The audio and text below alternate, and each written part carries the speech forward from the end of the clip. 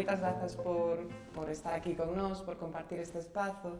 Hai un momento no libro no que falas de que como autora para ti é moi importante esa outra parte que para moitos escritores chega a ser tediosa, que é a de falar cos teus lectores, compartir. E chegas a decir algo que eu sempre comento, que é a intención do noso clube, que é a de crear comunidade, en realidade, non? E compartir espazo, compartir ideas. Entón, bueno, agradecemos moito que estés aquí e tamén agradecemos a Miquel que este traballando para que quede isto grabado e contar co apoio de Cultura e do Bello Cárcere para facer aquí as reunións, non? Quería decirvos que participedes en todo momento para que isto non sexa unha conversa dúa, sino que sexa unha reunión do clube habitual na que todos participemos, vale? Eu teño que decir que me gustou moitísimo o libro.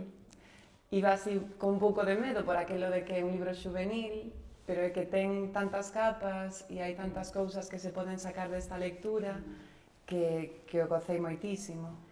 E quería comezar preguntándoche por o feito de escoller o tema do do en un libro xuvenil e con capítulos nos que falas da túa experiencia e son tan honestos.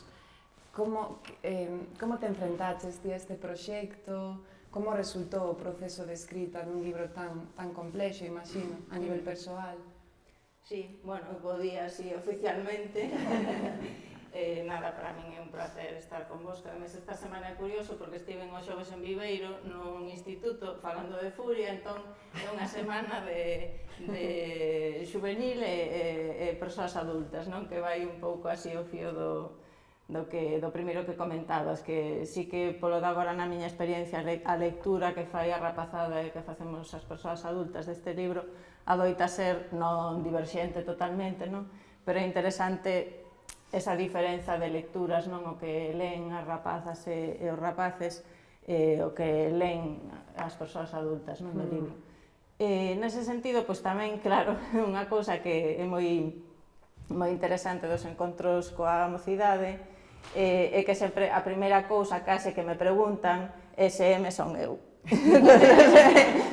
Están agardando, sabes, ese momento así con ansia, non? De primeiro confirmar iso. Entón, claro, xa hai, para min, vou a isto para contestar a tua pregunta, non?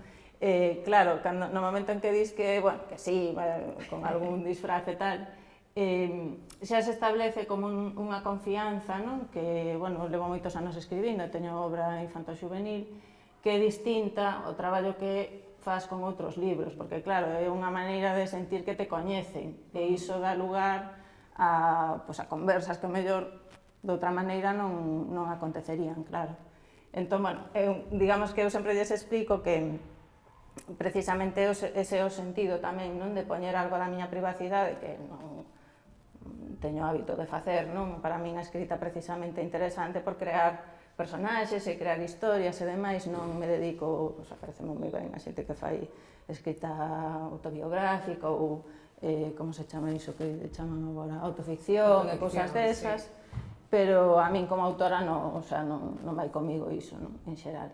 Entón, claro, sempre lles explico que para min foi un proceso de escrita moi complicado, pero que o sentido que tiña era tamén acompañar a lectura e, de feito, claro, parecenos unha cousa, o mellor un tema un pouco insólito, pero xa digo que no meu proceso de acompañamento deste libro hai moitas máis adolescentes e moitos máis adolescentes que están pasando por procesos de do dos que o mellor imaginamos, non? Entón, pois iso, ter a oportunidade de que o libro sexa un espazo para falar, non?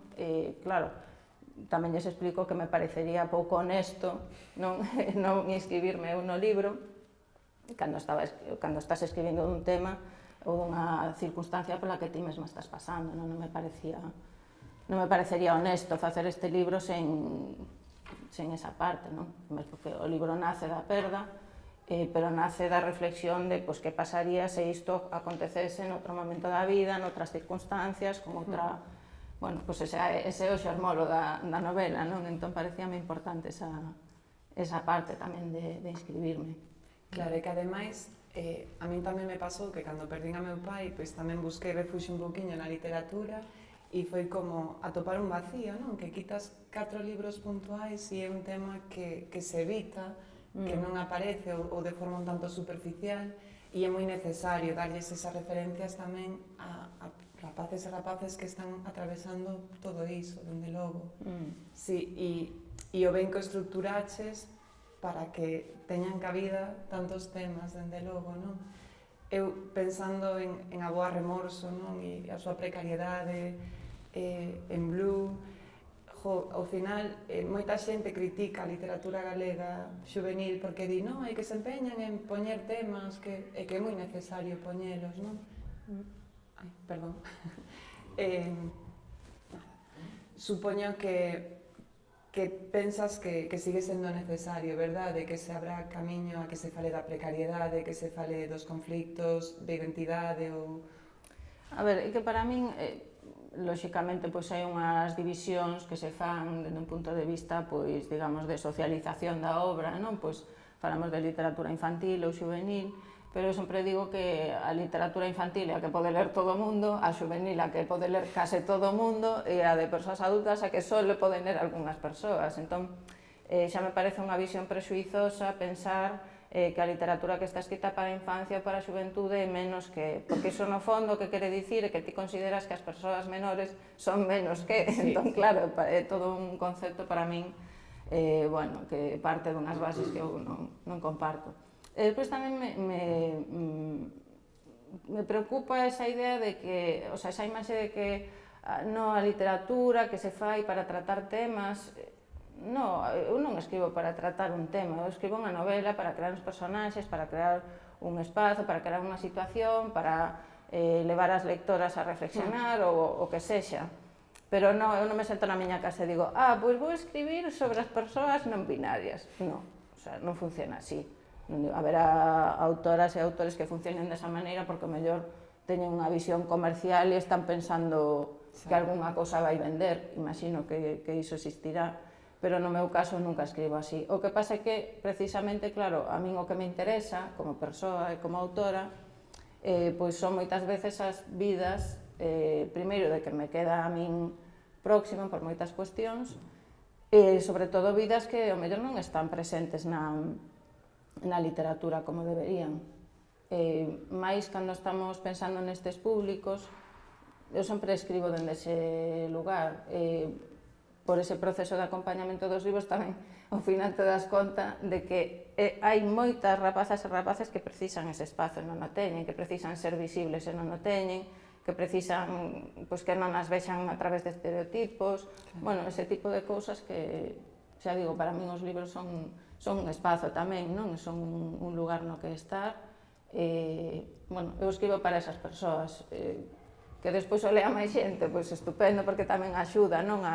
A entender as situacións que non nos son propias, pero en principio a min a que me interesa poñer no centro do relato non son as voces que xa están aí desde sempre, non me interesa. E poñerlles tamén esos referentes, non? Porque non é o habitual na literatura xuvenil, ou polo menos cando eu era nena, eran temáticas que non estaban, ou contextos, simplemente, xa non temas, senón, pois eso, a precariedade, ou ser a nena rara ou a nena diferente, eso non aparecía, e supoño que cando compartes neses clubs que fas no instituto, sí que che chegan esos comentarios, non? De verse representados ou... Sí, é moi interesante, porque aí pasa de todo. Esta semana, eu creo que foi esta semana, que xa, bueno, a miña vida ás veces é un pouco caótica, non sei que semana vivo. Estive en o luns no Porriño, nun club de lectura, e os xoves en Viveiro, nun centro que ademais é un instituto moi grande, ten moito alumnado. E claro, cada sitio tamén, o sea, é moi interesante ver así, bueno, como en cada contexto len unhas cousas. Por exemplo, aquí parecíalles que, o sea, non lles gustaba nada, no Porriño non lles gustaba nada Boa Remorso, o sea, non podían comer. Pero no primeiro club de lectura que fixen, cando saiu o libro en Vigo, as rapazas estaban irritadísimas con Cecilia por como trataba a súa avoa. Entón, é como... É moi interesante ver, por iso a mí esta parte me gusta moito, e espero que vos faledes tamén, que non estamos aquí. Porque, claro, que resulta moi interesante máis un libro como este, que ten varias voces, e, bueno, obviamente a historia de Cecilia, pero, bueno, que así como tal, e como reacciona, non? E claro, no club que estive en Oluns, que tamén era para profesorado de familias, había mulleres adultas e claro, dicían, no, pois a min eu empaticei moito coa boa remorsa. As adolescentes estaban, que pesado. Así, é moi interesante, a verdade, ver como cada... ou que sei, pois hai, claro, as circunstancias de cada que, non? As veces pois pregunta máis por Blue, porque está nos seus propios procesos, non? De entender quen son e tal. Entón, sí, é moi interesante, ou, pois iso, ás veces o tema do boxeo, sí que é un libro que é interesante que leen moitas veces, sobre todo rapaces, que non leen habitualmente polo tema do deporte, non? Entón, iso, bueno, nos centros tamén lles fai un servizo, digámoslo así. Sí, dalles que falar, sí. Entendo que vos empatizastes coa boa remorso, non? Porque estás así. Eu estou me bien identificado. Claro. Pois o abrimos. No, é o momento, sí. Sí, claro. Sí. Nada, pois non, sí que decía, me gustoume, e bueno, que sí que me vi un pouco reflexado, non? Eu teño os fillos, pero pequenos, ben reflexado ao meu fillo pequeno e eu na boa, non? Porque, bueno, o meu fillo pequeno é bailarín de danza clásica, entón tamén ten eses, non se pechou, fixo artes tamén no instituto, e non se pechou tanto, pero sí é certo que non tiña, sabes, era o rarito, non? E botábamos moitas veces en cara moitas historias, non? Entón, por aí tal, e despois nós tamén era un crío que desde os 10 anos sempre quixo bailar, tuvo moi claro que quería ser bailarín, e con todo o que leva, non? Despois. E o tema de eso, de que nós era mal estudante, que se entende que está aquí no libro tamén, ese tema de tens que aprobar, tens que sacar back, tens que esa presión que lle metemos a veces, non? E ainda que nós, na familia, tiñamos moi claro, na familia pequena, non? Tiñamos moi claro que íbamos a deixar que el fora que quixera, vamos, se quería ser tal, pero sí que é certo que tiñamos encima de tens que estudar, tens que acabar back, tens que tal, e o crío, sabes, eso sí, tamén tuve enfrentamentos no instituto con ese tema, porque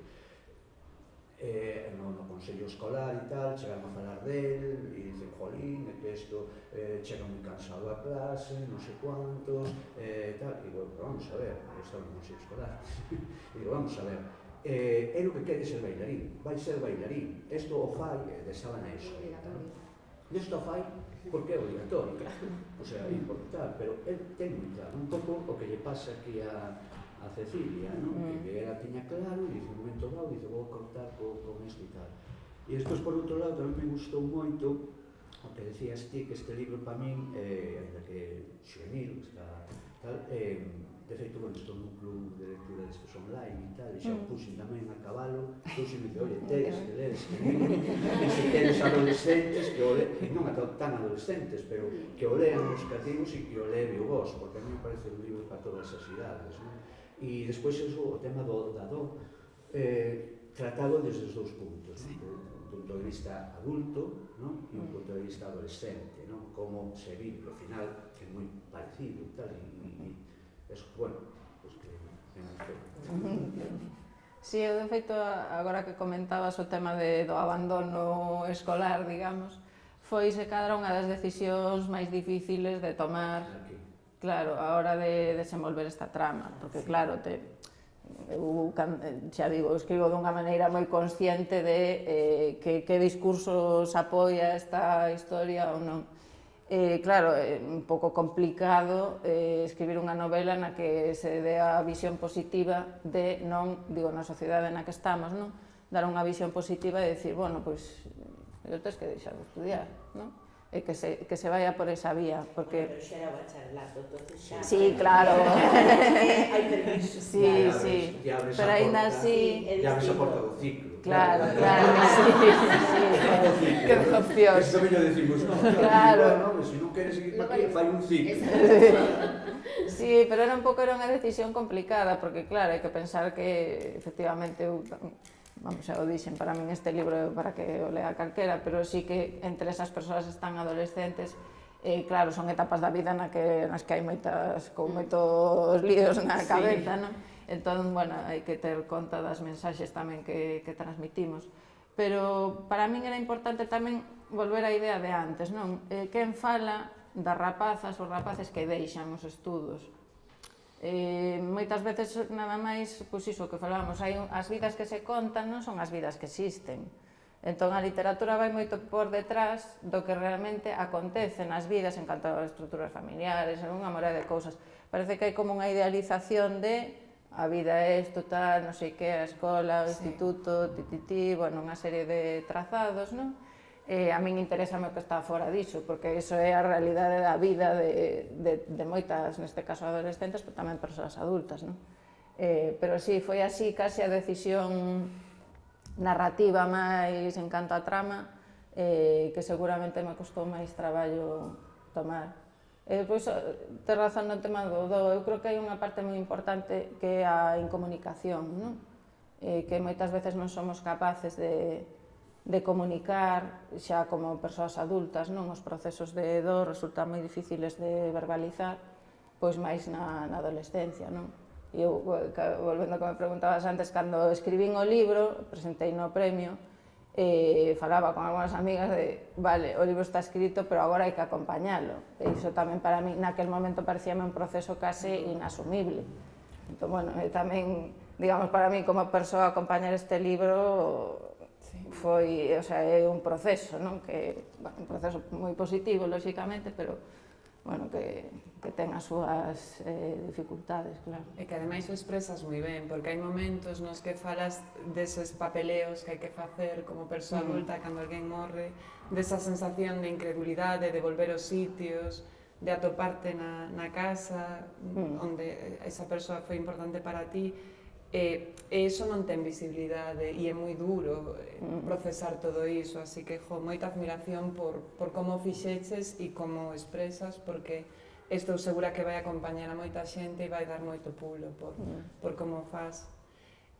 A mí tamén me gustou moito unha cita na que falando do boxeo, porque un libro que se chame Furia e que xa de entrada exprese tamén que vai estar na trama, para min, ao final, acaba falando dos vínculos e da necesidade de apoiarse uns a outros e gustoume moito ese paralelismo, non? E logo hai unha cita na que falas de que a violencia non é o boxeo, non é iso, a violencia é a violencia que sufrimos a diario as mulleres.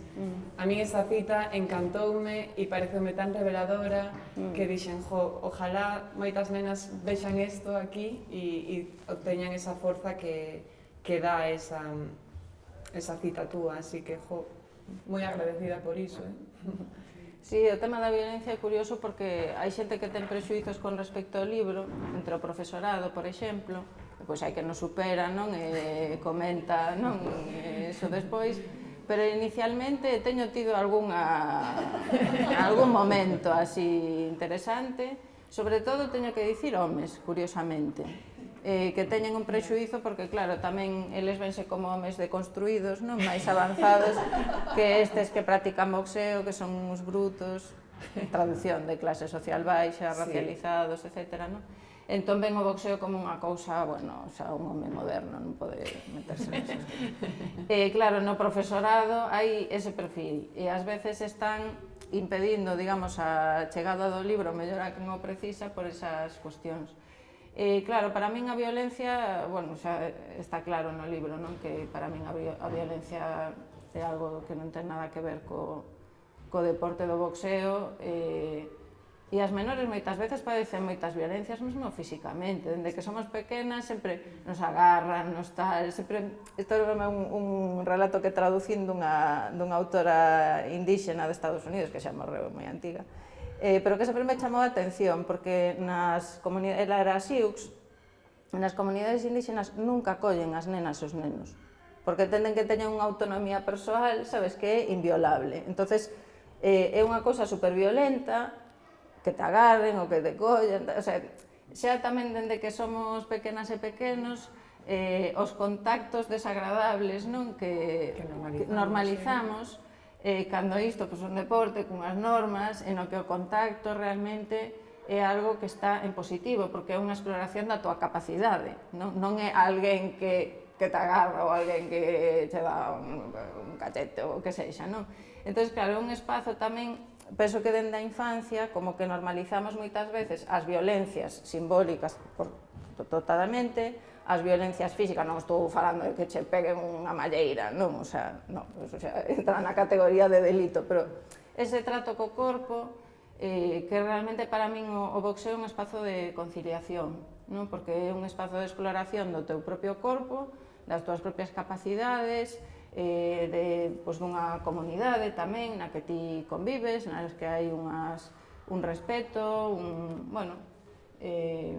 para min é o antagónico da violencia realmente, non? Violencia é todo, tanto dentro do punto de vista corporal e despois tamén no caso das mulleres é a indefensión aprendida, non? Estar sempre, verte como incapaz, dende pequenas non se nos deixa, isto hai unha marea de estudos, non? De como vas a un parque infantil e os nenos andan por aí, caen por todas as esquinas, non pasa nada, e as nenas enseguida as collen, e hai moitos estudos que explican os efectos que ten iso despois no desenvolvemento da tua propia personalidade e da relación co teu corpo, porque ao final non che deixan explorar, non hai a posibilidade de que ti vexas cales son os límites. E no club de lectura ese do Luns, no do Porriño, había unha muller que dicía, ai, que a min, bueno, eu entendino mellor cando lín o libro, pero claro, que, sabes, como que lle daba moita impresión, non? Digo, pero non rompes tan fácil.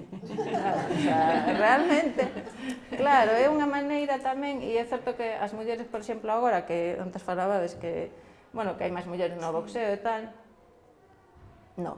Hai máis mulleres que practican boxeo sen contacto, iso sí, pero mulleres que boxeen, que compitan, que fan sparring, que fan contacto, iso é moi minoritario, porque hai que superar unha barreira aí, eso todo o mundo, que tamén os homes, non? De pegar e que che peguen, eso é un pouco ir en contra do instinto, non?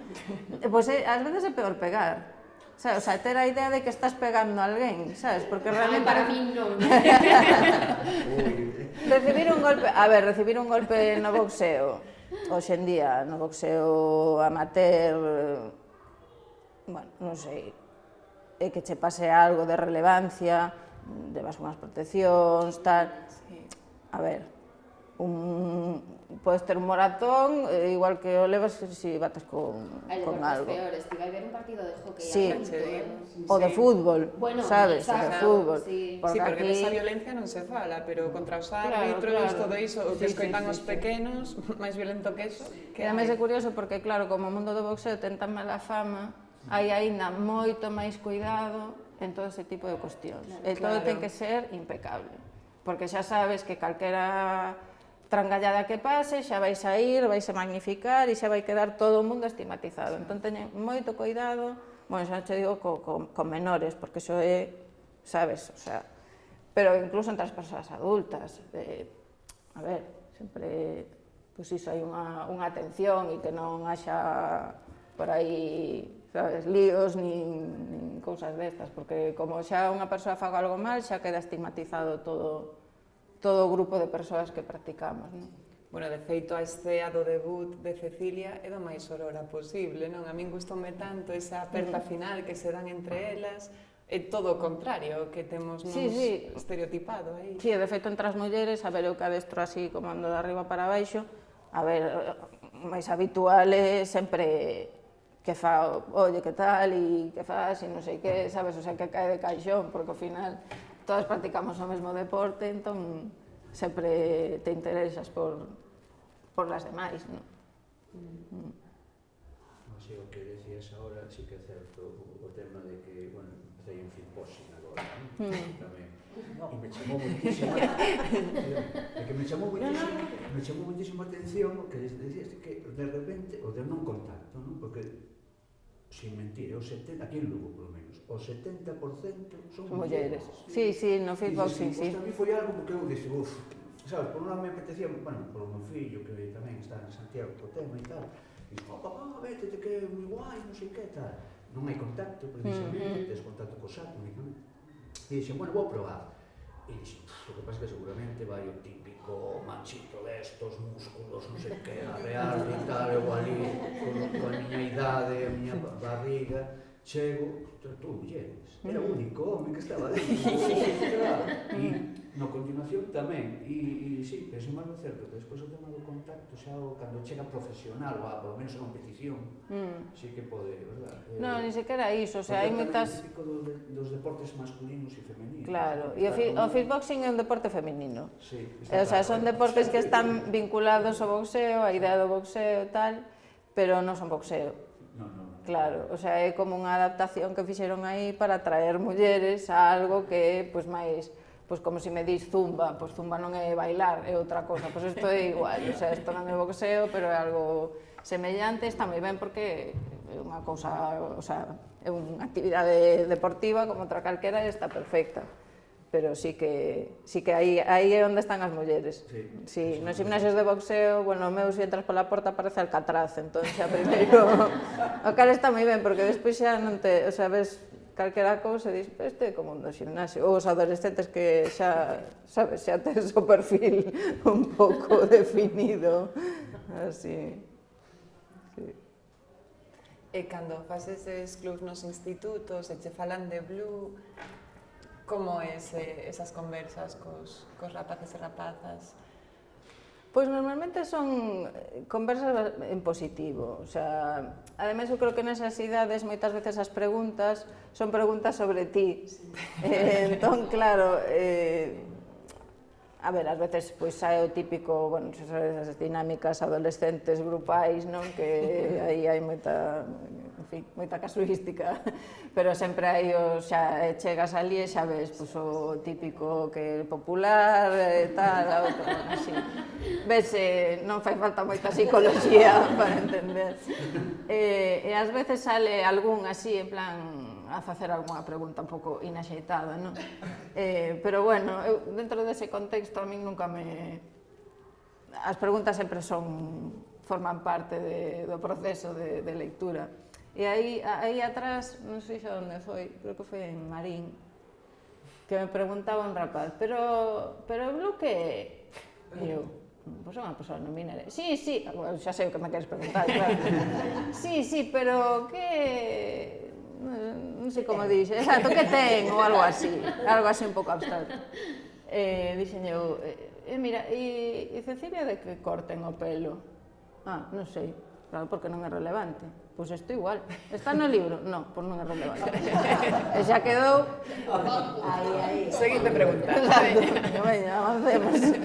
E sí que pasa, eu teño outro libro de infantil, Un choque inesperado, que pasa en Lugo, por certo, toda a trama, así que se vos animades a ir a baixar aínda máis de idade e sentirvos máis novas, e aí tamén hai un personaxe que é non binario. E cando son máis peques, preguntan, claro, tanlles... Pero fora do normal tamén te digo. Sí, sí. Seguimos no club de lectura do cole. Sí. E tamén ten personaxes, non? Trans, fora do normal ten un personaxe trans. Pero no dun choque inesperado, que é para máis peques, para 12, por aí, claro que lle suscita, sabes, preguntan, pero veñen preguntar, cando lles así no libro, veñen e preguntan esas cousas, sabes, que lles dan así máis reparo. Pero, a ver, que son curiosidades normais, típicas teñan, non? Pero, bueno, que hai que... Estamos en proceso. E despois, claro, veis moita rapazada que, claro, que está no libro, pois, buscando tamén existencias próximas á súa, non? Entón hai, bueno, moi distintas experiencias aí. A min tamén me gustou o tema da lingua, da boa remorso, encantoume. Verdade, disfrútase moito. Sí. Si, eso tamén lles chama atención a... Claro, depende de onde sexa. Sí. Claro. Eu leía en alto cando era a boa remorso. Leí un alto para oírme a min. Pois é a única parte que nunca leo, porque como non sei, non me corresponde se sei geada, digo, non quero aquí a facer. No, pero tocábame que además que escribiras con seseo, e pouco tanto, Sí, ese é o traballo de... A ver, eu sempre digo que no galego temos a gran sorte de ter unha lingua que é maravillosa para crear literatura, porque podemos crear personaxes a través da propia maneira de falar. Entón, iso é algo singular e maravilloso. E eu, claro, noutros libros sí que traballara con dialectos que me son propios, entón era máis sinxelo. Pero neste caso foi, e xa non vos digo nada da traducción ao castelán, que tiven que facer, que iso foi outro tema. Mantense, entón, sí. Pero mantense No, claro, é que non me iban a entender, supongo. Fixen un experimento que polo que me está empezando así a chegar, porque o libro saiu a final do ano pasado, no mes de novembro, así. Só estiven en Euskadi porque tiña que ir a outra cousa e fixen unha presentación ali con unhas adolescentes que boxeaban e tal, e dixen, bueno, vale, ben, o libro, o sea, a traducción funcionou, porque o que fixen foi sacar a trama de Galicia. Non podía, o sea, eu non podo ter unha señora de Rianxo falando castelán como aquela que iba al 1, 2, 3, como se chamaba, a que puña acento gallego, aquela señora. Eso, Beatriz Carvajal.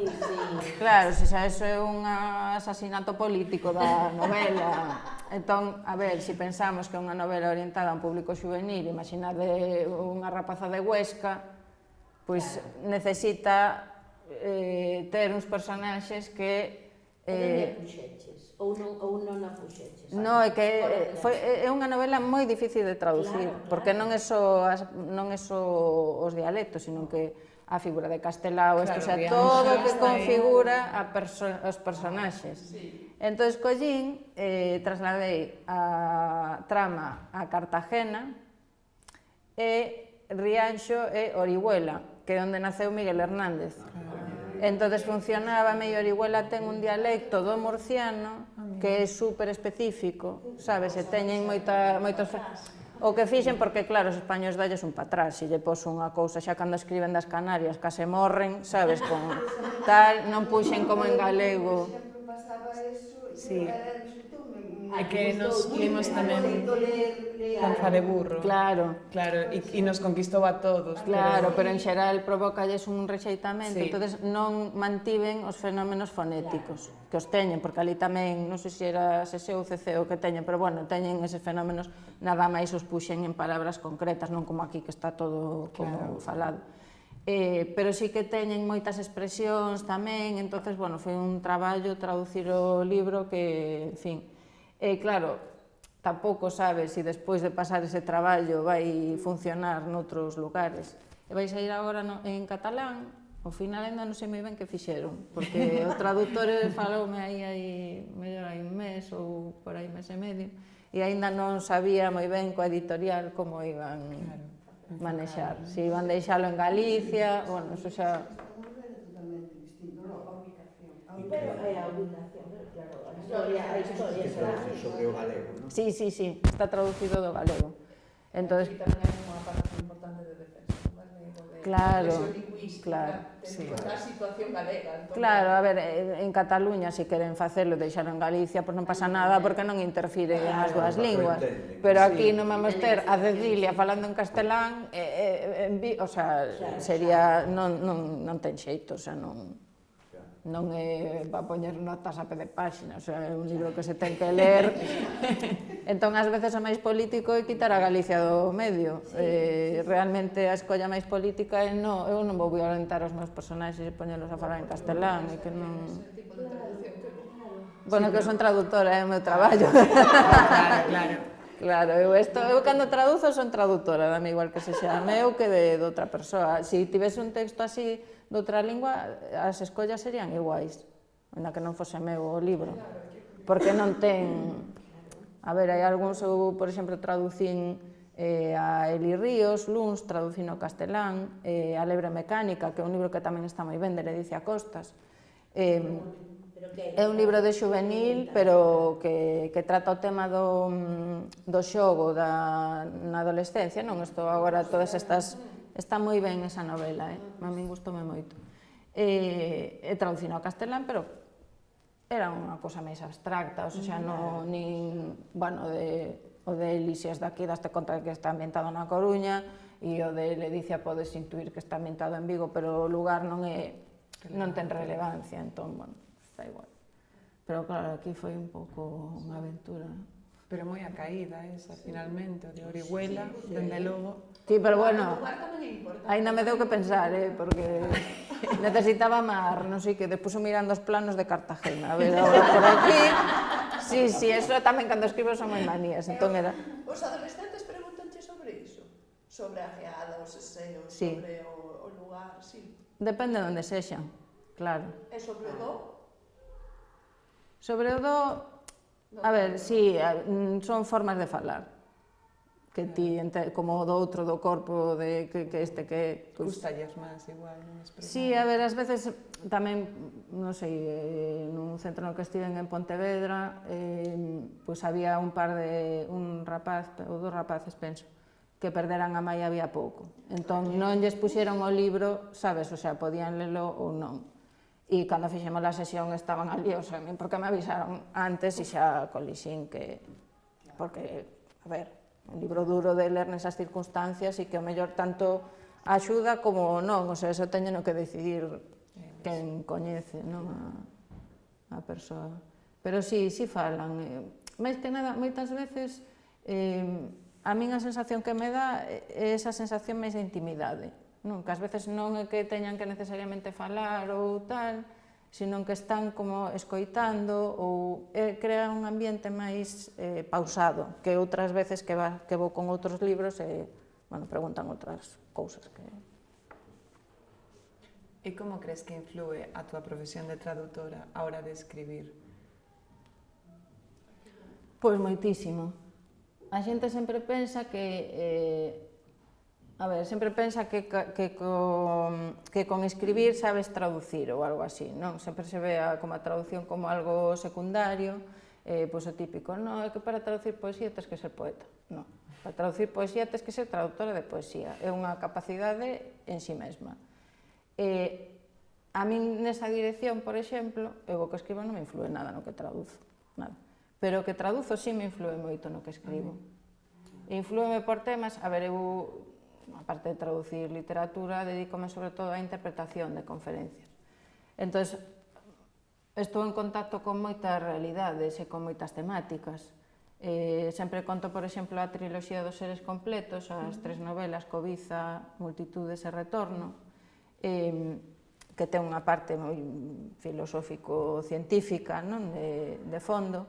Pois, claro, eu hai moitas cousas que sei polo meu traballo, porque estou en congresos ou porque teño acceso a cuestións de ciencia, e sí que, nese sentido, sí que me influe moito. E despois, bueno, claro, a traducción literaria, pois tamén, sabes, hai traballos que fixen que me levaron a explorar.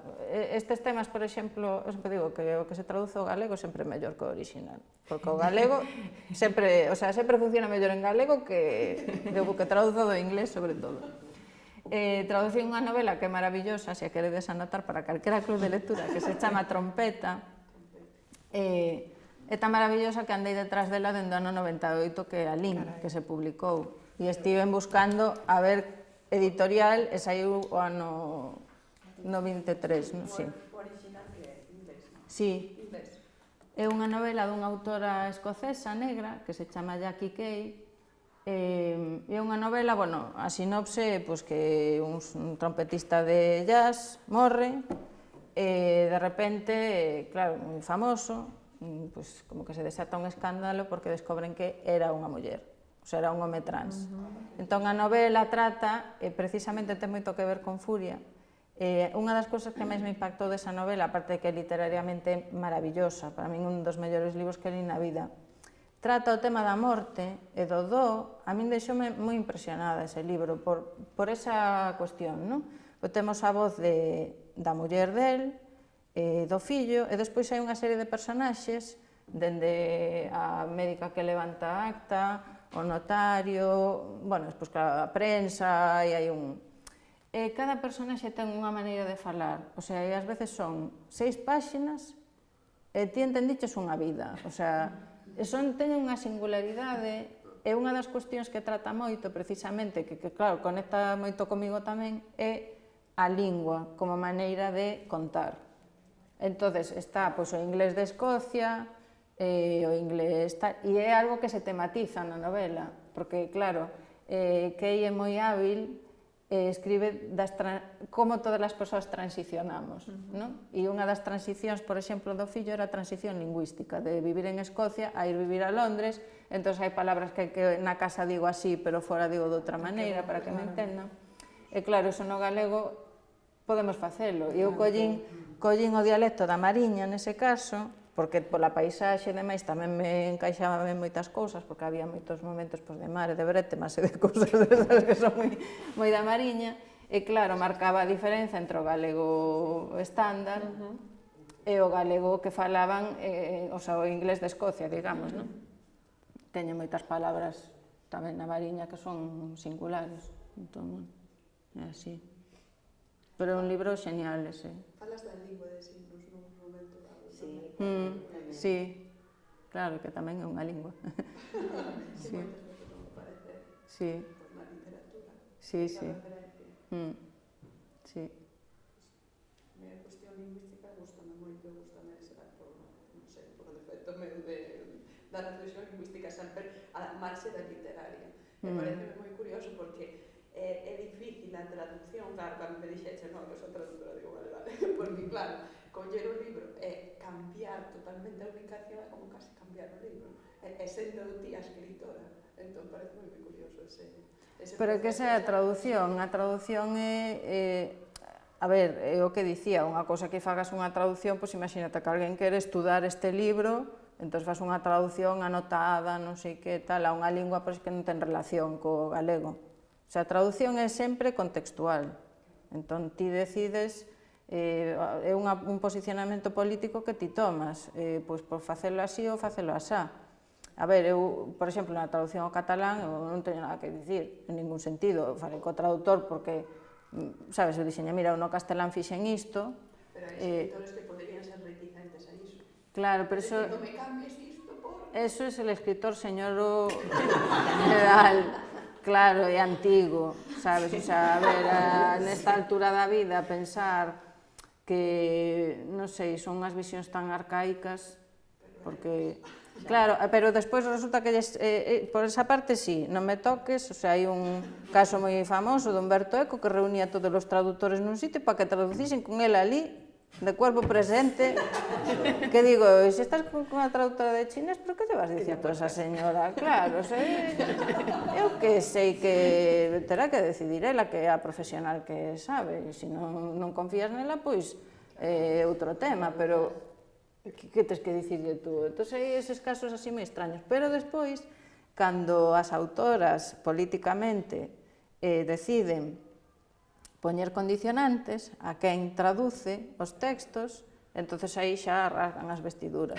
Os mesmos interfeitos, o sea, nos dous casos. Claro, houve o caso este, non hai moito de... Bueno, salirá meu nome en algún momento. Amanda Gorman, que é unha autora, unha poeta, que foi a poeta cando estaba Obama na presidencia. Foi a poeta nacional. Foi reclamar ali cando tomou posesión. Exacto. Pois esta muller, que é unha muller nova, negra, pois ela incluía unha cláusula no contrato de cesión e era que a persoa que a traducise tiña que ser ou unha muller negra ou unha persoa que estivese implicada no tema, que vamos a ver, é que xa poñer iso indica que algo vai mal. Claro. Porque indica que ela é consciente de que os textos das autoras negras sofren violencias na traducción, cousa que eu estudei na miña tese, o sea que evidentemente é así. Cae de caixón que tú non lle vas dar a traducir un texto como ese a unha persoa que é antagónica ao contexto de partida da obra. Bueno, pois parece ser que xa non é só que iso pase, senón que aínda por riba andaban os señores cabreados porque o traductor do catalán, claro, preguntaron, pero este señor está metido en algún movimento, pois tal, movimentos antirracistas? Non, era un señor que traducía Shakespeare. E igual que traducía Shakespeare, pode traducir a Amanda Gorman.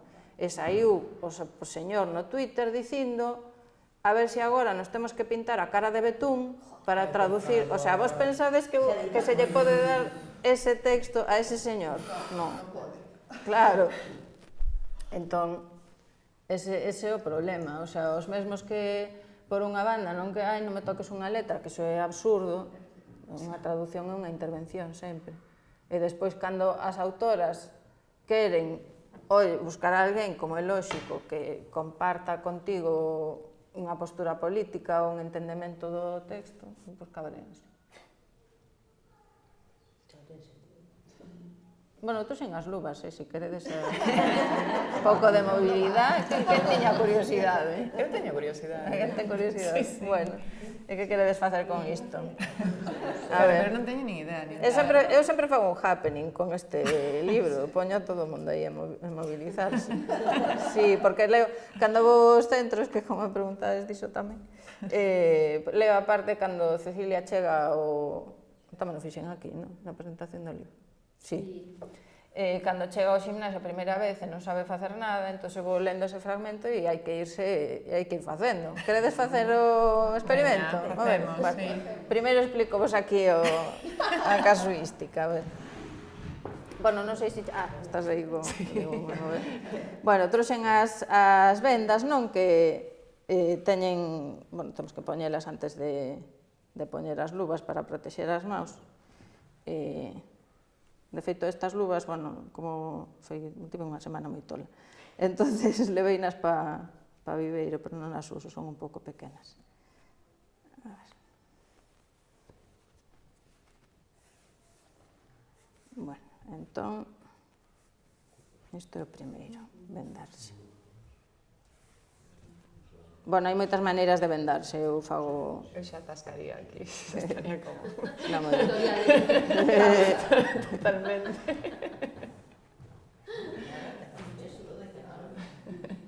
Despois sí que é verdad que é má técnica.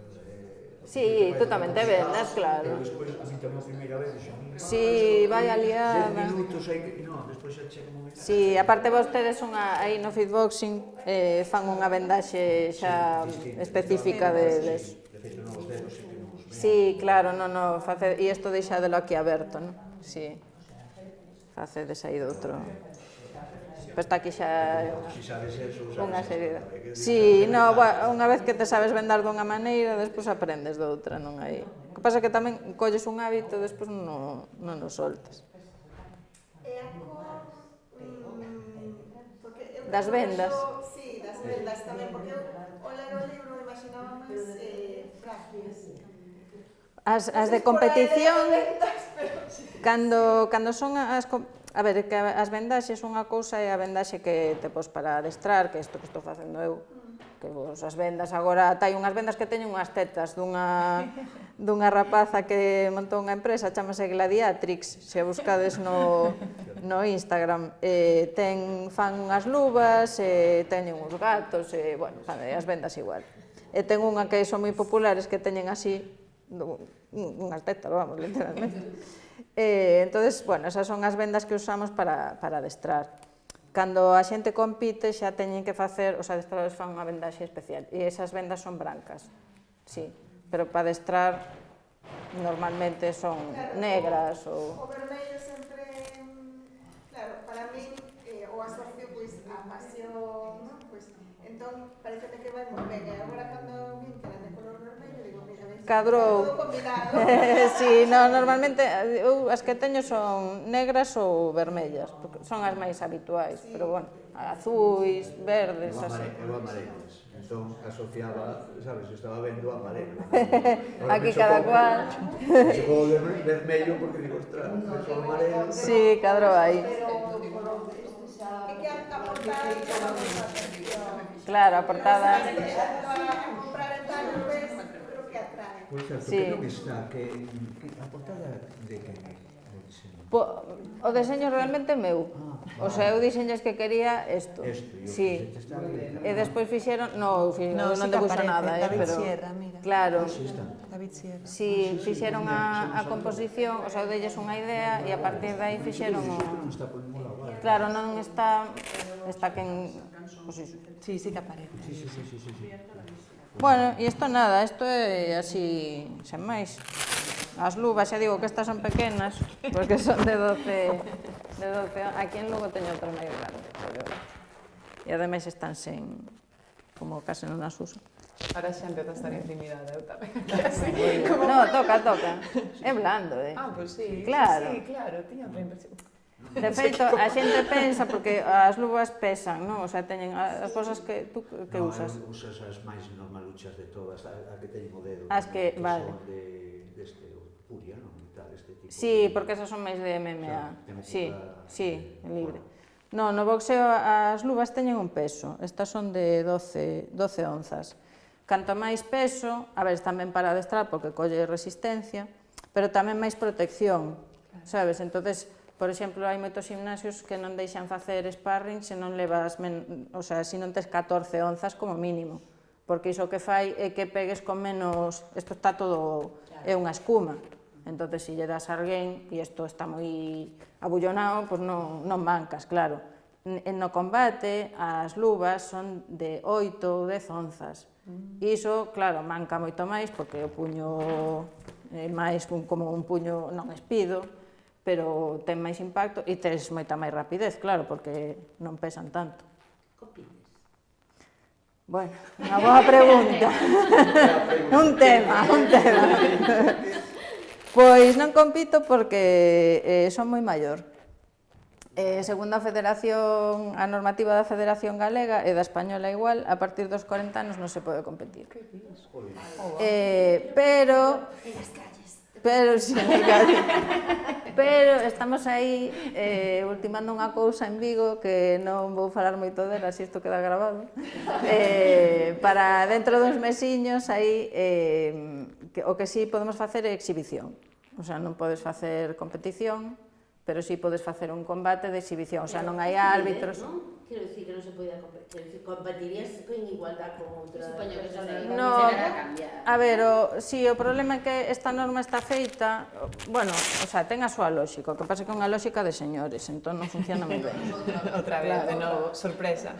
A ver, a lógica é que se ti pensas na carreira deportiva de alguén que, o sea, un rapaz que empeza no boxeo, pois poñe de adolescente, compites, claro, cando chegas aos 40 anos sería bo que parases, porque claro, queiras que non, pois podes, si compites xa profesionalmente ou en categorías que non levas casco nin nada, estás levando impactos, entón unha medida de protección contra as lesións, non permitir que tal. Pero, claro, o problema é que moitas mulleres empezamos moito máis tarde no deporte e tamén pois está o tema de que igual que hai países onde hai como unha liga senior, unha categoría senior. Entón, o que fan, igual que se fai coas adolescentes, é que ten unha normativa específica. Entón, por exemplo, cando empezan a competir de peques, pois teñen, aparte de levar casco e todo o rollo, pois só poden lanzar golpes rectos, por exemplo. Ou só podes facer, penalizan, por exemplo, se hai moita intensidade, penalizan. Non podes, o sea, claro, a unha nena ou un neno, si teñen que estar a un nivel de intensidade baixo, anda que poidan máis, senón paran o combate. Pero supónse que a partir de 40 igual xa te salvo de cabeza, non? Claro, no, pero quero dicir, poden...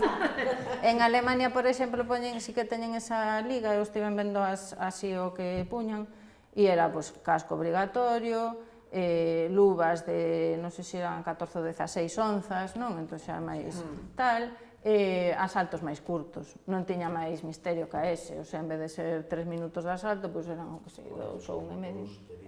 Que dices ti, o tempo, eu non me vexo con, bueno... Nos sparring facemos, eu personalmente 5 ou 7, minutos.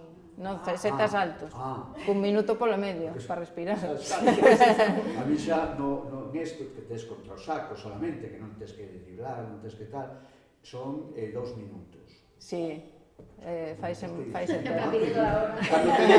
Non teñen 30 segundos, como que 30 segundos de falta, non? Cando acaba. E cando facemos o que chamamos resistencia, non? Que estás tú. Que hora é? Como? Sparring é o contacto. O sea, sparring é cando... Claro que vos quería traer as manoplas tamén para que visedes que non son manoplas da neve. Son así un... Estas de poñer raro. Sí, que eso para practicar técnica. Sí, eso, así as manoplas son a parte máis técnica. Estás coa persoa coa que adestras, entón, pois, danche, 1, 2, sabes? Aí é onde vas perfeccionando a técnica. E o sparring é cando hai o contacto. O sea, cando estás practicando, pois iso, podes facer un sparring. Normalmente os sparring son para aprender. Entón, ou ben para aprender, ou se estás en competición, xa traen alguén, normalmente procuran que sexa mellor que a ti, para que te vayas rodando, sabes? E para que vayas vendo que cousas tens que mellorar e que, sabes, pois irte preparando para a competición. Se non, se así estás no gimnasio, pois guanteando, que lle dicimos, pois un guanteo moitas veces poste con alguén, pois o mellor queres practicar algunha cousa, ou pois, interésame guantear con unha persoa zurda, por exemplo, ou guantear con alguén que sexa máis baixo, máis alto, que a min, porque claro, aí traballas distintas cousas. A min pásame que normalmente as rapazas son máis baixas que a min, entón estou un pouco... así, guanteo con Rasi, quero estar con alguén máis alto, pois teño que buscar un rapaz que teña algo de altura para facer cousas que normalmente non podo. Isto é o mesmo que o gimnasio que hai en Augas Ferras, daste conta? Sí, o Cidade de Lugo.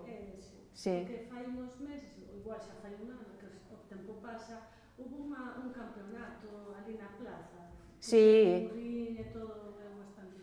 A ver, fixeron, aquí en Lugo fanse bastantes cousas, aínda non hai moito, nas Gándaras, no pabillón das Gándaras, fixeron tamén hai un campeonato, e fan, penso que o deben de facer, non sei se 1 ou 2 veces ao ano, que son, chamanlle a Lugo Boxing Night, que hai en Augas Ferras. De feito, estiven na última que houbo. Estuvo pensando, non sei se ir, eso foi fai uns meses. De momento non, pero nunca se sabe se que... É moi adictivo, porque sí, é adictivo que falo entón, necesita.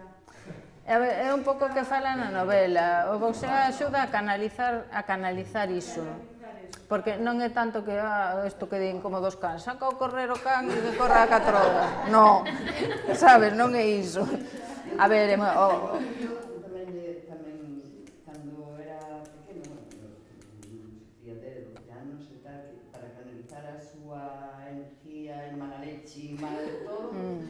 pois tamén me puxeron que fora a boxeo e foi a boxeo abaixo, aí a Palomar. Sí, ese é o Cidade de Lugo que está na Palomar. Como foi que comezaches ti, María? Sí, non é moi persoal. Sí, que eso quería preguntar, estaba esperando. No, pois foi así, a ver, foi un pouco accidental realmente tamén, porque, a ver, eu sempre vía así, cando andaba por aí por gimnasios, un tempo que estive vivindo en Escocia, non sei que, o típico, pois que había como un aeróbic con cousas de boxeo, tal, eso sempre me facía máis gracia esas clases. Sí, que, bueno, as que combinaban así cousas como de golpes, facíame gracia iso. Pero, bueno, realmente, eu creo que o conto na novela, que a mí sempre se me deu mal o deporte, o sea, realmente fago porque me gusta, porque me senta ben e tal. Sempre fun a gimnasios, entón, unha vez que pechara o gimnasio que ia, pois había outro xusto en fronte da casa onde vivía, fun ali preguntar e vin que tiñan boxeo, tiñan 2 horas á semana. Me deu unha curiosidade, pero tamén fixen a pregunta, pero isto é con contacto ou como? E, bueno, tú proba e despois xa se verá. Entre ali e xa ata hoxe, despois agora xa estou noutro gimnasio que xa é só especificamente de boxeo. No, eu vivo en Vigo. Sí, sí, eu vivo en Vigo. Pero como viaxo moito por traballo, pois ando por os gimnasios de boxeo. Vou facer un programa para Boxeos polo mundo. Si eu teño estado, xa, Dios, non sei, hai unhas semanas fun a Copenhague, xa o primeiro que fago é onde hai un gimnasio de boxeo. Entón, busco aí. Bueno, que, queredes vos mover? Sí. Non sei como vamos de hora. Eu creo que temos tempo, non? É a 1:06, sí. Ah, bueno, Veña. facemos aí. Esa, podo coller un libro, a ver. Vou a topar aí o... Si queredes coller as luvas e aí experimentar. É verdad, pues son moi pequenas. Deben de ser enanas de todo. Tranqui, tranqui. A ver. A ver, que última que queda. Salimos todos lesionados daqui. Bueno, moi ben. Entón, facedesvos a idea, non, de que da escena cando chega aí Cecilia ao gimnasio a primeira vez e tal e cual, non, que non sabe moi ben por onde vai a cousa. Cristina. Entón, nos imos facer así, vos ides ser Cecilia, vale, ides chegar aí ao gimnasio sin saber nada. Entón, a primeira pregunta é, es destra ou zurda? Primeira pregunta que lle fai... Destra. Todo o mundo. Destra. Vale, entón seguides o mesmo que tal. Destra, di Cecilia. Entón, adianta a perna esquerda, sí. A dereita ten que estar entre as 2 e as 3 dun reloxo, xa pensade nunha esfera do reloxo, e poñedela aí, entre as 2 e as 3. Agora flexiona os xeonllos e pon os brazos así, ben pegados os puños ao lateral, e di Cecilia, quere dicir as tempas. Os cóbados pechados, o sea, non así, así. Esta é a posición de combate, logo cada quen vai axustando. Temos que mover dende aquí.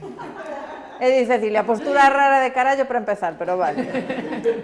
Entón di o adestrador, isto é o jab, e a moza. Bueno, ahora, por o de agora mirada, nada máis. Bueno, ti xa sabes, claro, bota aí unha mão. Luís, ponte tú aquí, que eu estou facendo ridícula. Así xa me botas nunha mão, ti. O llave da mão adiantada. Adiantada, esquerda, esquerda. Sí. A esquerda, a mão adiantada. Eu é curioso. Esperade que ainda veñen as Son de explicacións. diestro que teño máis forza que a esquerda. Bueno, veñen as explicacións, Pues, vamos. Os golpes en boxeo sempre se dan con todo o corpo, dende o pé ata o puño, así. É moi importante xirar o pé, xirar a cadeira. Bueno, repetimos aí varias veces a ver como vai. Lola. Miquel mimado. Pero hai que manterse no sitio, tampouco vai falta chegar a Garabolos ahora.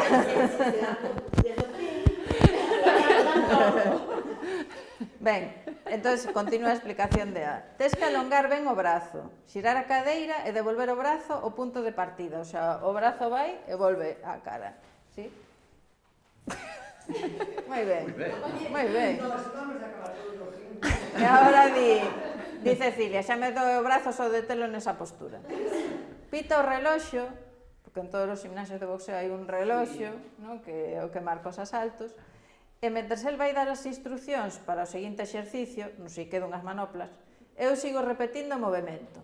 Polo espello observo, e entón isto é o que está facendo o resto da xente que xa sabe. E a di, entramos e saímos, 1, 2, o sea, sería isto. Ya, recto. Ya, recto. Eso é o que fai o resto. E entón di Cecilia, vai, agora pasamos a segunda parte. E di Cecilia, e cando a exemplifica e vexo o seu corpo moverse, é como un lóstrego.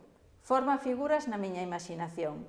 Sei que quero facer iso, moverme como a él, con esa rapidez, rotando a cadeira con esa forza.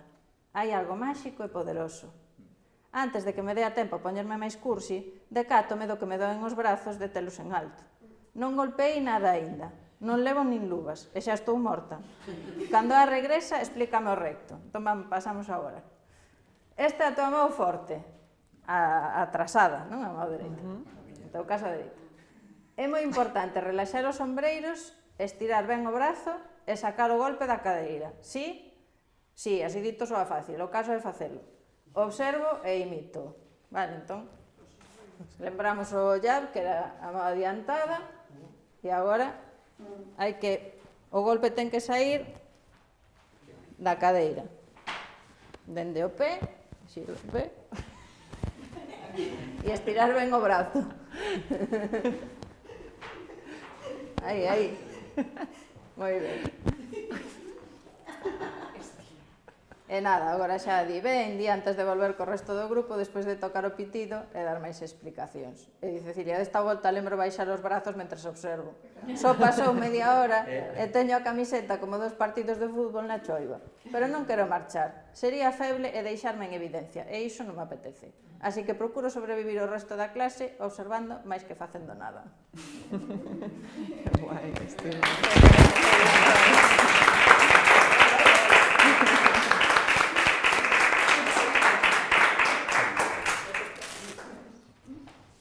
Bueno, xa tivestes aí Sí, experiencia inmersiva. A nosa primeira experiencia. Como? As iniciais. Ai, isto tamén me preguntan moito a rapazada. Entón vou vos contestar como lles contesto. A ver, por que pensades? Por protexer a identidade, pode ser. E o xénero? No, eu creo que é máis fácil entrar a historia en Ou para dar máis de Cecilia, misterio ou algo así. porque realmente solamente o nome que aparece o dela e, bueno, da nai, me parece que non a vez, non? Claro, eu cando empezo as sesións sempre lles pregunto, bueno, que son as protagonistas? Para refrescar así un pouco a lectura. Quen é a protagonista? Todo o mundo sabe dicir que é Cecilia. Por qué? Porque o resto de voces están ao seu servizo. É unha maneira de que nos deamos conta diso, literariamente, é que as personaxes teñan os nomes que ela lles pon. Claro.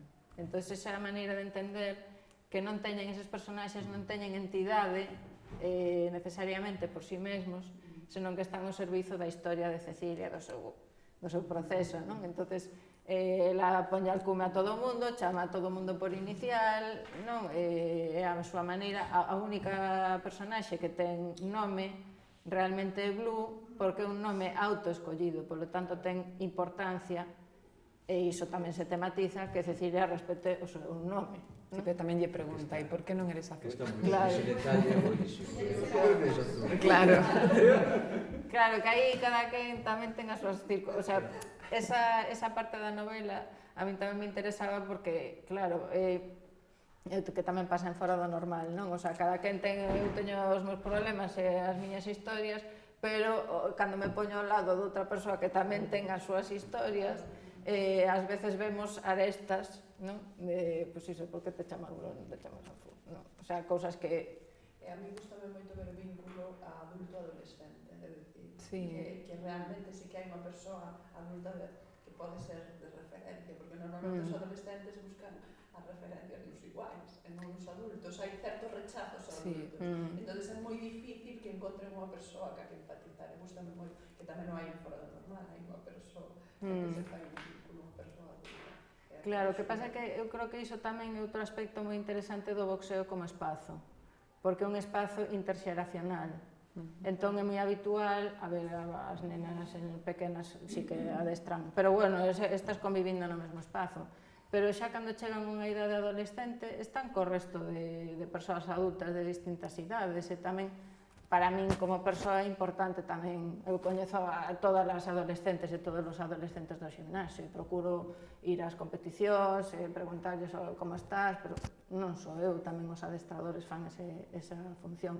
Entón é un espazo no que acaba sabendo moitas cousas, e nos gimnasios de boxeo hai moitas rapazas que padecen bullying, bueno, cada quen ten a súa historia. Si escoitas, se preguntas, pois sabes.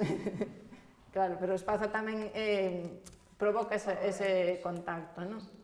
Si estás ali, pero típico, pois estás estirando ou estás tal, e sempre todo o mundo fala que tal, ou, bueno, que hai unha interacción que permite falar. Hai certo paralelismo neso que antes comentabas, o prexuizo hacia o xuvenil, como o xuvenil sempre como de menos, non? Porque eles son de menos, entón as súas historias son menos importantes que as nosas. Entón, esa é o paralelismo, non? Como vive o do adulto e como vive o adolescente, nos momentos vitais nos que están. Sí, por iso a mí tamén me interesan tanto os gimnasios como espazo de convivencia de xente coa que de outro xeito non terías contacto. Os espazos, os gimnasios de boxeo. E ese enriquece moito tamén ali as adolescentes son igual co resto. Quero dicir, non, o seu traballo non se ve como algo menor, o contrario, senón que se acompaña moito máis, claro, porque interesa vaise os torneos, tal, bueno, pois hai un traballo tamén colectivo. E o paralelismo, eu traí esa conclusión, non? O paralelismo que hai, por exemplo, na xuventude, que tú necesitas igual que te guíe, e ese paralelismo que hai no boxeo, que tamén tes alguén que te está entrenando, e te está dicindo para evitar os golpes, non? Ese paralelismo que hai entre a xuventude e o boxeo pode ser moi importante. Sí, ao final é esa idea que sempre dicimos que o boxeo parece un deporte individual, pero un deporte, sempre digo un deporte en comunidade, porque ti, o saco podes aprender a pegarle tú solo, podes ver uns vídeos de internet e aprendes. A boxear é imposible. Só podes aprender en comunidade, porque, de feito, sempre che din que, vale, ti vas a aprender do adestrador ou adestradora, pero con quen realmente vas a aprender é coa xente coa que estás adestrando. Porque aí é, pois, ás veces cadrache con alguén que sabe máis que a ti, entón, tal, ás veces és ti quen ten que axudar a outra persoa, entón esa mentalidade sempre está presente, sabes, que ti, pois un día tocache traballar a ti máis unha cousa, outro día tocalle a outra persoa, pero son esas interaccións, todo o mundo aprende todo o mundo, e das nenas e dos nenos é o mesmo nivel co resto, o sea, non sei, poden te poñer cunha adolescente que sabe máis que a ti, ou, sabes, ese espazo tamén de convivencia, o que permite eso, o que diste, ese apoio, que é a mentalidade do propio deporte, que é unha mentalidade de aprender, de explorar, e despois, claro, a ver, un deporte moi duro físicamente, entón a disciplina entendida na seriedade, que claro, para moitas adolescentes que están pasando por momentos moi desestructurados ou desestructurantes na vida, ir a un lugar no que hai unha exixencia, porque hai unha exixencia, ti tens que vir a adestrar, e tens que estar aí, cando estás aquí tens que estar a isto, non podes andar en teléfono móvil nin móvila, o sea, tens que estar a eso. Entón, a disciplina é o que dá o respeto, digamos, non? O traballo. E tamén outra cousa moi positiva é que nunca se establecen comparacións entre as persoas, e sempre che din, ti vas a aprender a boxear, cada quen boxea dunha maneira, non hai unha maneira de boxear. Ti tens que saber, digamos, o que ti podes sacar de ti mesma, sabes, e utilizar iso, o que ti, pues, a disciplina, a técnica, non sei que, tal e cual, pero despois cada quen boxea a súa maneira. Digamos que axuda a explorar que cousas se che dan ben e como as podes utilizar nese contexto. Entón nunca é, ai, mira que ben boxea Perenganita, vou boxear como ela. Non, o sea, ti aprendes de todo o mundo, de como se moven ou como tal, por iso é moi comunitario. E ese aprendizaxe tamén está nas propias personaxes, cando Cecilia ten medo a meter a zoca dicindolle algo a Blue, pero Blue tamén ten os seus prexuizos, e a min eso tamén me gustou moito, de ver como todos fan esa introspección tan necesaria que temos que facer pois, sempre que interaccionamos e sempre que vivimos en grupo e compartimos cousas. A min eso tamén me gustou. A mí encantame cando di que ás veces a dor non nos permite facer nada máis que ocuparnos de nós mesmas, poñéndote no lugar da dor. Está moi bonito esa reflexión. Sí, o que pasa é que a dor é moi paralizante tamén ás veces, non? Que un dos problemas do non sei, problemas, circunstancias, é que é para min é unha actividade en si mesma, é algo que require a túa atención, a túa capacidade de procesar en lentitude. E iso socialmente ás veces tampouco está tan ben aceptado. Si, que produzas, que vayas, que claro, é unha... A dor é algo que ralentiza e que ti precisas pasar por ela para poder convivir, digamos, ir avanzando nos teus procesos. Se intentas facer como que non existe ou te ves obrigada a, pois claro, eso despois ten as súas consecuencias. Para min, por exemplo, por carácter, eu son unha persoa que tira máis da furia, porque me parece unha emoción que move, non? O sea, que dá como enerxía, que da parte, digamos, máis da tristeza, que son emocións máis paralizantes, pero todas son necesarias, hai que pasar por todas. Entón, ten que haber un certo equilibrio que ás veces non é tan fácil, volvemos a de antes tamén pola incomunicación, non? Polo illamento, eses procesos dos que falabas só se dan nas interaccións, como dicías ti, só aprendemos a xestionar tamén emocións cando interactuamos con outras persoas e cando temos espazos seguros nos que interactuar, que non haxa xuízo, que non haxa... O sea, que nos sintamos escoitadas e ás veces non comprendidas, porque non sempre nos comprenden, pero é o que axuda, non? E este libro tamén coas adolescentes, claro, tamén é interesante porque na adolescencia vivimos moito no funil, non? Só vemos o mundo a través da nosa película.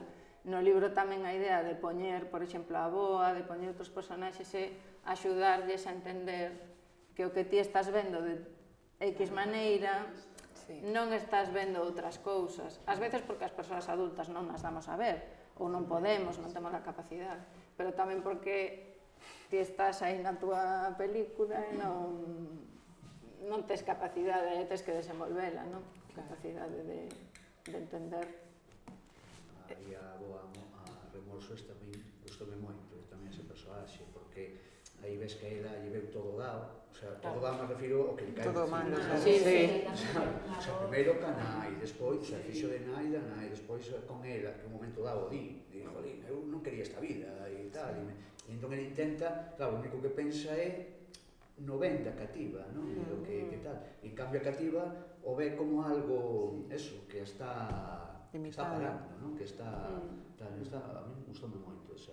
A min tamén, o querer e non poder, traballar e non ter tempo para estudar. Sí, algo que seguramente sí que quería, non? Pero que chega ese momento que, claro, que o tema do mundo que vivimos tamén agora, non? De chegas a xubilación sin un traballo fixo. Claro, que cando a xente fala da precariedade laboral, non estamos pensando, o sea, falamos en cifras e tal, pero que significa iso para as vidas?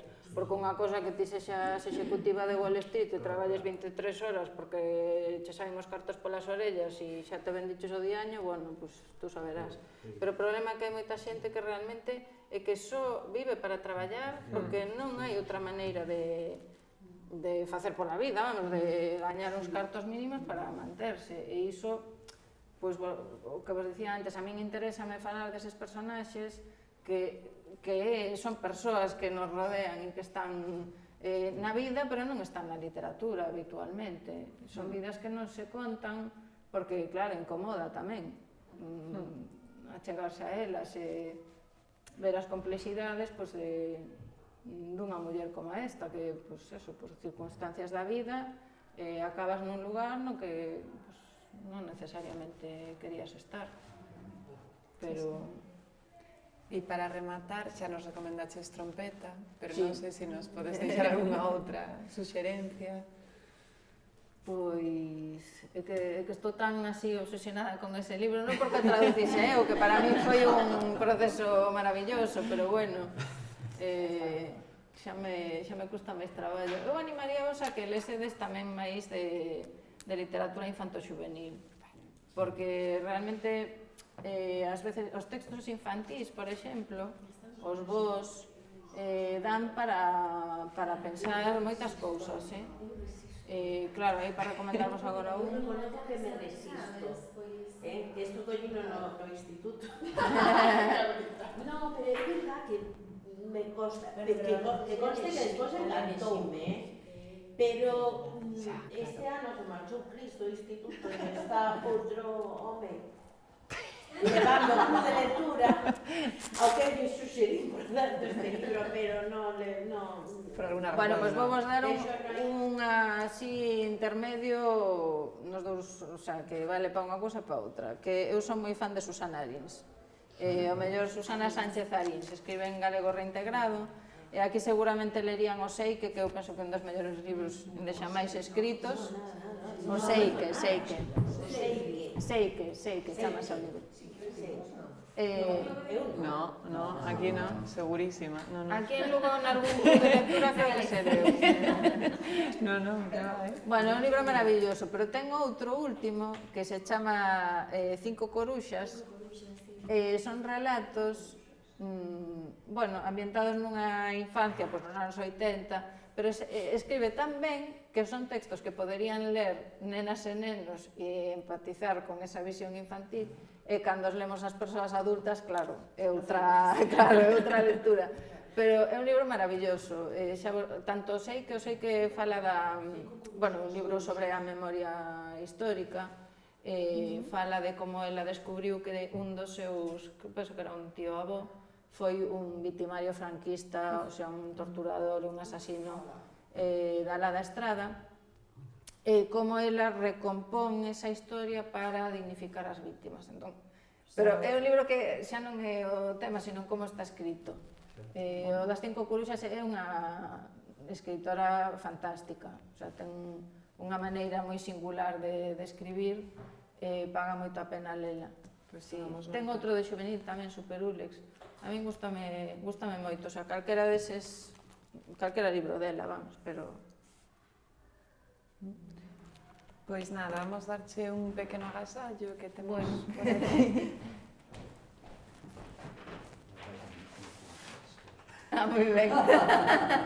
Pois mira, nunca sobra. Bueno, abro aquí. Sí, si queres. Que vexamos aquí colectivamente. Bueno, agasallo sempre o encontro. Boa, vaya... Ai, que ventes. Que rico. Vai chivada. Temos unha chivatiña por aí, sí. Ai, que ben. Bueno, todo o que sexa comer, xa me gusta. Ai, que guai. Bueno, moi ben, grazas. Que os libriños. Sí, sí. Hai unhas galletas. Isto xa non está. Devoción al melocotón, moi ben. Como os nenos aí. Estades expectantes, sí. Bueno, nada, para min o agasallo xa foi esta conversa, foi moi agradable. Bueno, moi ben, xa estou aquí, xa teño traballo, non?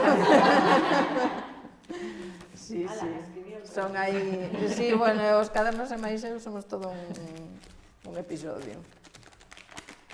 Nunca sobran tampouco.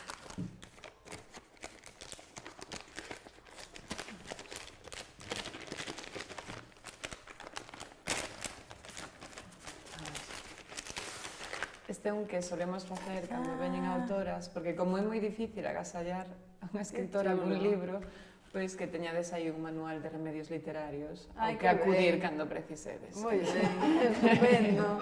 Mira que ben. Oye, puntería, xusto, timing perfecto. Que genial. Manual de remedios literarios. Sí. Bueno, pois xa sabedes, agora, isto hai que facelo agora en galego. Hai que poñero aquí, eu xa vin Bronte, non sei que, Hemingway, quita dai que se che dá unha dame cabeza.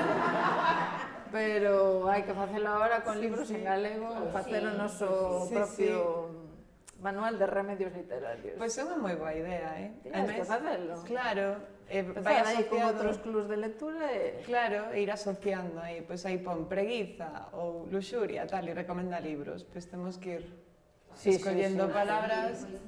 Que boa idea, facer o noso propio manual de remedios. Moi ben, pois nada. Comezar xa, Sí, sí. Enseguida nos poñemos, Porque calquera, por exemplo, trompeta, a que palabra ou a que sentimento o asociarías? Bueno, igual hai que meditalo e que non siga. Sí, eu falaría de transformación. Pois xa tomamos nota, transformación, queda trompeta, vale? As persoas pasan por unha transformación e, bueno, sensibilidade tamén, o sea, é un libro, tedes que lelo, porque de verdade que, por moito que vos fale de trama e tal... Sí, de feito traducino ela. Sí que se pode atopar. Podía atopar ela para traducirme. dices, o de trompeta, que Y una tardaste. para editorial. Ah, editorial. Ah, Que pero está ahora con sí. Ubiño Munin, pode Sí, ser? sí. A mí sí que me soa velo. Sí. É que non sei se o teño este No, era editorial. Eu creo No, que o ese teño libro na é- casa, pero non estou segura. A Sí. traducción ou original? A traducción, eu teño de Ubiño O Munin, original, sí. bueno, original sí, ainda se, porque é un libro que se leu moito tamén en Gran Bretaña, ainda circula, a pesar do tempo que ten. O de inglés ten. Pero sí, no, a traducción aparte, bueno, sei que é un dos títulos máis vendidos de Ubiño Munin porque a xente corre moito Claro, de boca a boca fixo. Sí, Estupendo. libro aí transformador. Pois se nos queres asinar agora os Sí, libros, claro. así podes.